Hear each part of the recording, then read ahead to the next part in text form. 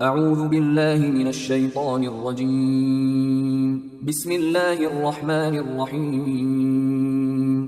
سورہ صف آیات نمبر 10 تا 14 میں اہل ایمان کو اپنے جان و مال سے جہاد میں حصہ لینے اور ثابت قدم رہنے پر جنت کے حصول کی بشارت کہ جو اصل کامیابی ہے۔ اہل ایمان کو حضرت عیسیٰ علیہ السلام کے مخلص ساتھیوں کی طرح رسول اللہ صلی اللہ علیہ وآلہ وسلم کا ساتھ دینے کی ہدایت۔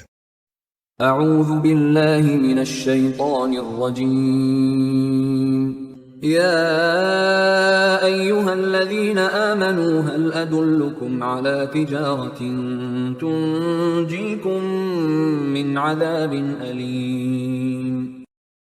اے ایمان والو، کیا میں تمہیں ایک ایسی تجارت بتاؤں کہ جو تمہیں آخرت کے دردناک عذاب سے بچا لے؟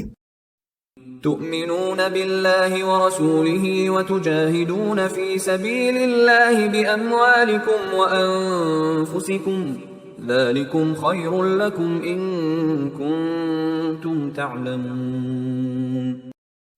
وہ تجارت یہ ہے کہ اللہ اور اس کے رسول پر ایمان لے آؤ اور اللہ کی راہ میں اپنے مال اور اپنی جانوں سے جہاد کرو، یہی تمہارے حق میں بہتر ہے اگر تم سمجھ رکھتے ہو۔ یغفر لکم ذنوبکم ویدخلکم جنات تجری من تحتها الانہار ومساکن طیبۃ فی جنات عدن۔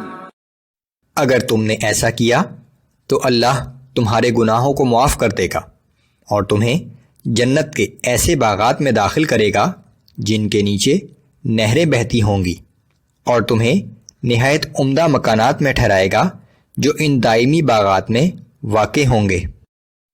ذالک الفوز العظیم۔ یقیناً یہ بہت بڑی کامیابی ہے۔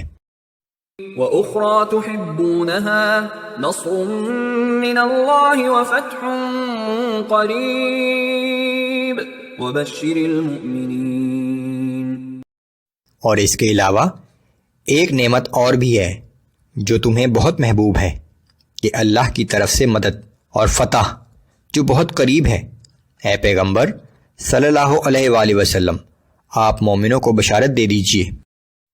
یا ایہا الذین آمنوا كونوا انصار اللہ کما قال عیسی ابن مریم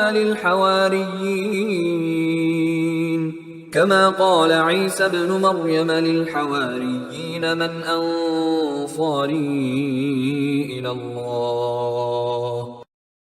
اے ایمان والو، تم اللہ کے اسی طرح مددگار بن جاؤ جس طرح کہ عیسیٰ ابن مریم نے اپنے حواریوں سے کہا تھا کہ اللہ کے کام میں کون میرا مددگار ہوتا ہے۔ قال الحواریون نحن انصار اللہ فآمنت طائفة من بنی اسرائیل وکفرت طائفة۔ حواریوں نے جواب دیا کہ ہم ہیں اللہ کے مددگار۔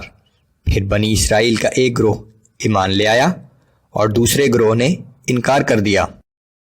فَأَيَّدْنَا الَّذِينَ آمَنُوا عَلَىٰ عَدُوِّهِمْ فَأَصْبَحُوا ظَاهِرِينَ۔ پھر جو لوگ ایمان لائے تھے ہم نے دشمنوں کے مقابلے میں ان کی مدد کی، سو وہ غالب ہو گئے۔